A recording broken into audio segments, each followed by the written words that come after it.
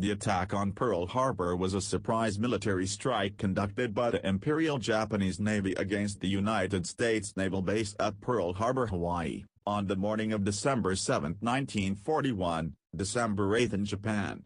The attack led to the United States' entry into World War II.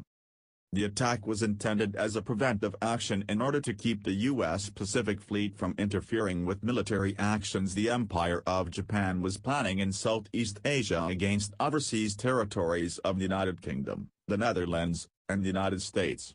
There were simultaneous Japanese attacks on the U.S.-held Philippines and on the British Empire in Malaya, Singapore, and Hong Kong.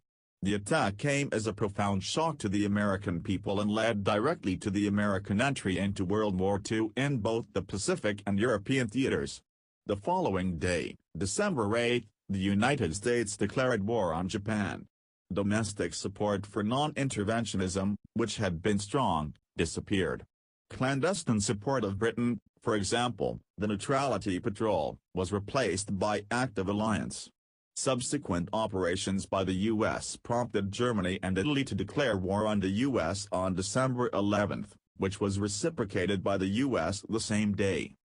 Years later, several writers alleged that parties high in the U.S. and British governments knew of the attack in advance and may have let it happen, or even encouraged it, with the aim of bringing America into war. However, this advanced knowledge conspiracy theory is rejected by mainstream historians. There were numerous historical precedents for unannounced military action by Japan. However, the lack of any formal warning, particularly while negotiations were still apparently ongoing, led President Franklin D. Roosevelt to proclaim December 7, 1941, a date which will live in infamy.